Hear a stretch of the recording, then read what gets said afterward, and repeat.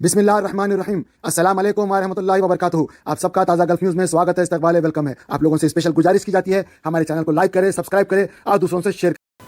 आज 10 शव्वाल 1443 हिजरी है, 11 मई 2022 बरोज़ चारशंबा वेडनेसडे का दिन। दोस्तों, आप स्क्रीन के ऊपर जो देख रहे हैं रशिया और यूक्रेन का नक्शा है। रशिया ने यूक्रेन के ऊपर कैसा कब्ज़ा किया और फिर कैसा पीछे हटा और अपने बॉर्डर्स को कवर करने के लिए उनके अंदर अलग अलग कंट्रीज़ बनाने की योजना कर रहा है। और इसी उसमें आप ये पूरा नक्शा देख सकते हैं किस तरह रशिया पीछे हटा और किस तरह जो है आगे जा रहा है। एक मानों में दुनिया को दिख रहा है ये कि भाई रशिया हार रहा है, दूसरी तरफ रशिया जो है हार भी रहा है लेकिन वो अपनी हार से सीख भी रहा है और अपने जीतने की एक नई स्ट्रेटजी के साथ सामने भी आ रहा है कि भाई अपने बॉर्डर को कैसा मैं कवर करूं। इसको समझने के लिए आपको 60 साल 60 इयर्स 1962 में चलना होगा।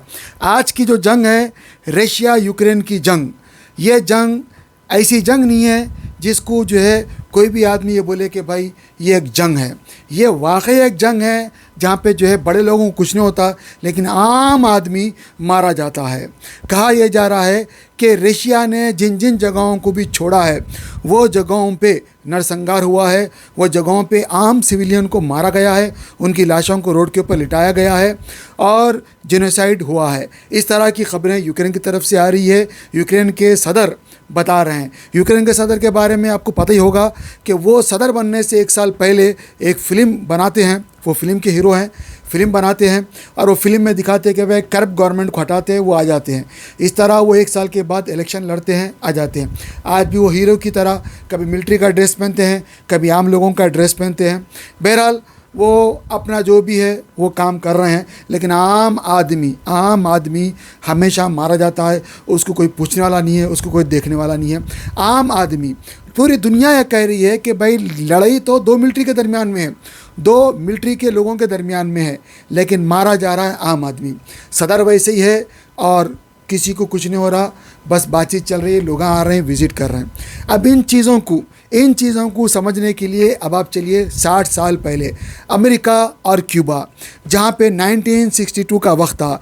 कैनेडी अमेरिका के सदर थे और क्यूबा के अंदर फेडरल कैस्ट्रो की हुकूमत थी। फेडरल कैस्ट्रो कम्युनिस्ट थे और जैसा कि आपको पता है अमेरिका के अंदर जो है डेमोक्रेटिक है और वहाँ पे एक आज़ादी है और उस तरह के वहाँ पे जो है चलता रहता है। तो अमेरिका चाहता था कि भाई ये उनकी कॉलोनी थी, लिहाजा वहाँ पे अपनी हुकूमत क़ायम करे। इसी लिहाज से वो लोग काम करते रहते हैं, फिर वहाँ पे उनकी पपेट हुकूमत को हकाल देते हैं और फिर जो है फेडरल कैस्ट्रो आ जाते हैं। और इस दरमियान में दोनों के दरमियान में घमासान की बातचीत होती है और छोटे मोटे चुटपुट लड़ाई झगड़े भी होते हैं। ज़ाहिर बात है दोनों तरफ भी उकसाने वाले भी होते हैं और आग को बुझाने वाले भी लोग होते हैं। ज़ाहिर बात है आग को बुझाने वाले लोगों की चलती नहीं है लेकिन आग को शोला देने वाले लोग हमेशा हर वक्त ज़्यादा रहते हैं, क्योंकि ऐसे लोगों के साथ शैतान भी रहते हैं। बहरहाल चुटपुट जो है घटनाएं होती रहती हैं। इस दरमियान में फेडरल कैस्ट्रो रशिया के सदर को फ़ोन करते, उस वक़्त के सदर को, कि भाई अब अमेरिका मेरे पास किसी वक्त भी हमला कर सकता है, मीटिंग हो रही है, आप यहाँ पे जो एक न्यूक्लियर जो है फेंक दो, इधर एक मिसाइल डाल दो इधर, ताकि वो लोग डर जाए। तो अब वो लोग बातचीत करते कि भाई क्या है, ऐसा क्या है। तो अमेरिका जो है उनके जो किश्तियाँ उनको बंद कर देता। अब रशियन आर्मी की जितने भी शिप्स थे, वार शिप्स, वो क्यूबा के करीब थे लेकिन ब्लॉक थे, क्योंकि अमेरिका ने उनके पूरे शिप्स को रोक दिया था, क्योंकि वहाँ पे अमेरिका का कब्ज़ा था। अब रशिया और अमेरिका के दरमियान ठन गई उस वक़्त 1962 में, और उस वक़्त जो है कुछ माहदे भी हुए, कुछ बातचीत भी हुई और ऐसा लग रहा था कि बहुत बड़ी वार होंगी पूरी दुनिया के अंदर। यही फैल गया था कि अब तीसरी आलमी जंग होंगी और वो भी न्यूक्लियर वार। ऐसे में जो है किसी वक्त भी आग लग सकती थी, लेकिन उस वक्त जो है बैकडोर था, कोल्ड वार था और बहुत सारे था, तो पूरी दुनिया 2 हिस्सों में तकसीम थी। तो बैकडोर से भी बातचीत चल रही थी, क्योंकि ये बड़े लीडर थे, ये अमेरिका के सदर भी और रशिया के सदर भी। तो ये भी नहीं चाहते थे कि भाई हमारा आर्मी के सामने या आर्मी के ख़ानदान के सामने या आम पब्लिक के सामने हमारा इमेज ख़राब हो। वो अपना इमेज बरकरार रखने के लिए जंग नहीं चाहते थे। जंग जैसी हालत में ना चाहते हुए भी कुछ का कुछ मतलब निकल जाता है और जंग की शुरुआत हो जाती है, क्योंकि जंग चाहने वाले ज़्यादा होते हैं, जंग नहीं चाहने वाले कम लोग होते हैं। बहरहाल दोस्तों, इसी बीच जो है वहाँ पे एक अमेरिका का जहाज़ क्यूबा में जाता है और वो लोग मार के गिराते हैं और दोनों के दरमियान में जो है ठन जाती है और क्यूबा के लोग भी जो है जंग के लिए आमादा हो जाते हैं।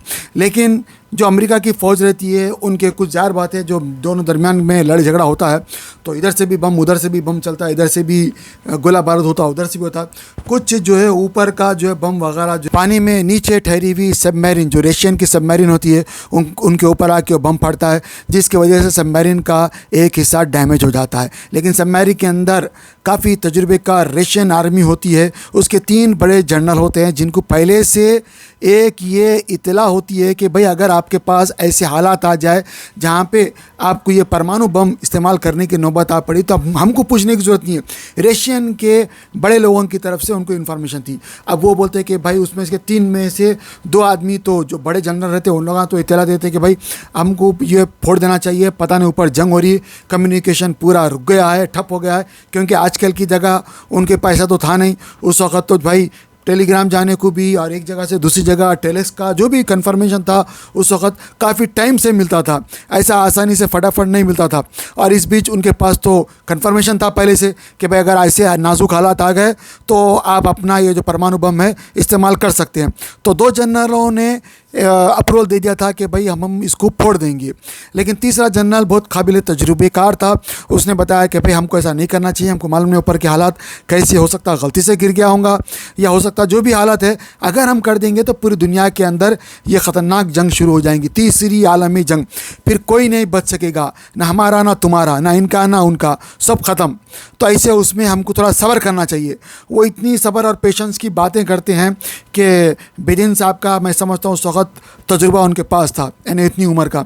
बहरहाल उनकी बात के ऊपर वो दोनों जनरल भी ख़ायल हो जाते हैं और वो तकलीफ़ को बर्दाश्त कर लेते हैं और अपने पास परमिशन होते हुए भी परमाणु बम को स्टार्ट नहीं करते, बस सब कुछ बर्दाश्त करके चुपचाप वहीं रहते हैं। इस तरह एक बहुत बड़ी जंग होने से सबको बचा लेते हैं। स्क्रीन के ऊपर आप देख सकते हैं वोसली जो राइट साइड में है, लेफ़्ट साइड में रशिया के उस वक़्त के जो है सदर थे, और इस तरफ तो ये तो थे हीरो, और अमेरिका के तरफ कैनेडी थे और उनकी टीम है, जैसा कि मैं स्क्रीन के ऊपर लगा रहा हूँ। लेकिन दोस्तों आपको पता है उस वक़्त क्या हुआ था? जॉन एफ कैनेडी को उसके 1 साल के अंदर ही असैसिनेशन कर देते हैं, ये कह के कि भाई तुम जो है लड़ना था और तुमने लड़ा नहीं, और जिसकी वजह से अमेरिका को हार हो गई, ऐसा सोच के उस वक़्त जो भी था उस वक़्त के जो विचार थे उसको मार देते हैं, जो कि उनके विचार थे। और दूसरी तरफ 2 साल के बाद रशिया के जो सदर थे उनको भी हटा दिया जाता है। लेकिन असल जो हीरो था अमेरिका और रशिया, तो बातचीत होते रही थी, जिसके पास पावर था, जो मिस्टर वासलो जो आप स्क्रीन के ऊपर देख रहे हैं, वो आदमी असल था जिसने सब कुछ पावर होते हुए भी जंग का खाली एक बटन दबाना था, लेकिन उसने जंग होने से रोक लिया सबको और जंग होने नहीं दिया।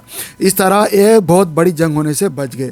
लेकिन आज 60 साल के बाद ऐसा लगता है रशिया और यूक्रेन की जो लड़ाई हो रही है इसमें और भी कई देश आ जाएंगे, क्योंकि उस वक़्त के लोग कुछ भी टेक्नोलॉजी नहीं थी फिर भी समझदार थे, क्योंकि टेक्नोलॉजी अंदर थी, लोग बाहर थे तो एक दूसरे को सहारा देते थे।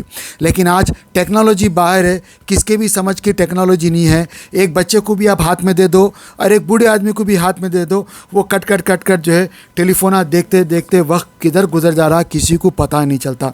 तो टेक्नोलॉजी बाहर है, सब लोग अंदर है, किसको कैसा इस्तेमाल करना नहीं पता। आज ये हालात अगर आप कंपेयर करके देखते हैं तो देख सकते हैं, इसमें किसी का नुकसान नहीं है, आम लोगों का नुकसान है। आम आदमी, अगर आप किसी भी लड़ाई झगड़े में देखो आम आदमी का नुकसान होता है, जिसकी ना कोई पूछ है और जिसको ना जो कोई पूछता है, बेचारे वो आम आदमी लोग जीते हैं, आम आदमी लोग मर जाते हैं। मैं भी चाहूँगा जंग ना हो, जंग रुक जाओ, कहीं भी किधर भी किसी के पास भी जंग ना हो, क्योंकि जंग में लड़ने वाला भी आम आदमी होता है, मरने वाला भी आम आदमी होता है। तो मैं सबसे यही रिक्वेस्ट करूंगा कि भाई आप सब लोग दुआ करें ताकि जंग रुक जाए, सबको अल्लाह ताला हिदायत दे दे और सबको अल्लाह ताला हिदायत के साथ रखे और अमन शांति के साथ रखे और आपस में मोहब्बत दे और ऊपर वाले से कनेक्ट करे। आपका क्या कहना है ज़रूर कमेंट करके बताइएगा। अस्सलामु अलैकुम वरहमतुल्लाहि वबरकातुहू। कुरान पाक को तजवीद से पढ़ने की अहमियत। कुरान पाक को तजवीद से पढ़ने की अहमियत यह है कि कुरान करीम अल्लाह अज़्ज़ा वजल का कलाम है। उसके हुकूक़ में एक अहम तरीन और अव्वलीन हक़ यह है कि सेहत अल्फाजी ज़रूरी क़वाइद तजवीद की रियायत करते हुए उसकी तिलावत की जाए। कुरान में अल्लाह अज़्ज़ा वजल का इरशाद है, वरत्तलनाहु तरतीला, हमने उसे तरतील के साथ नाजिल किया है। इससे वाज़ेह है और तरतील ही के साथ पढ़ने का हुक्म भी फरमाया है। चुनांचे दूसरी जगह इरशाद है, वरत्तिलिल कुरआन तरतीला, और कुरान की तिलावत इत्मीनान से साफ साफ किया करो। तरतील की तफसीर हज़रत अली कर्रमल्लाहु वजहू के इरशाद के मुताबिक हुरूफ को तजवीद के साथ पढ़ना और वक्फ़ों की मारिफत है तो तरतील से कुरान करीम पढ़ा जाएगा, तभी उसकी तिलावत का हक़ अदा होगा। और ऐसे ही तिलावत पर हसनात और इनामात खुदावंदी का वादा है। लेकिन अगर तिलावत तजवीद की रियायत के साथ नहीं बल्कि उसके खिलाफ है तो उससे तिलावत का हक़ अदा नहीं हो सकता।